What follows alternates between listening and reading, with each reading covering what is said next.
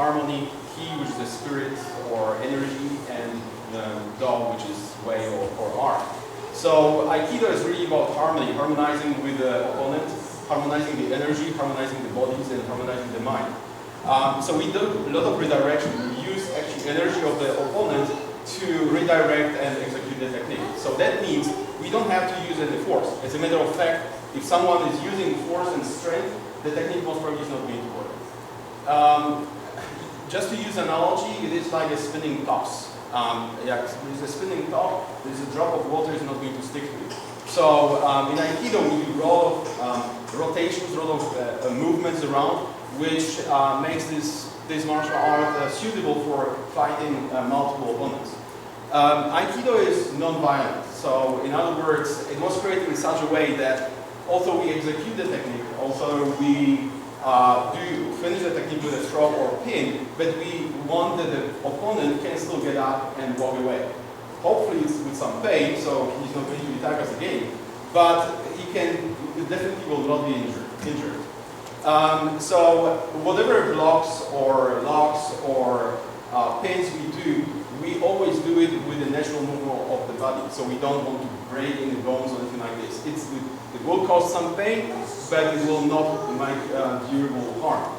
So as Donna mentioned already, we opened dojo in Port Moody. I'm actually part of the Shohei-Juku Aikido Canada. So we opened Port Moody dojo 6 weeks ago, and using Donna's hospitality here. Again, we have classes on Tuesdays for adults and for kids and parented kids on Saturdays. So you're welcome to join whenever you want.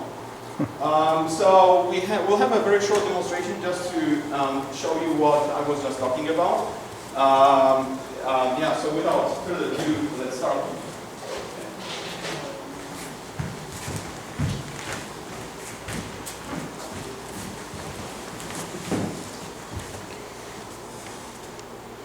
Move Yame.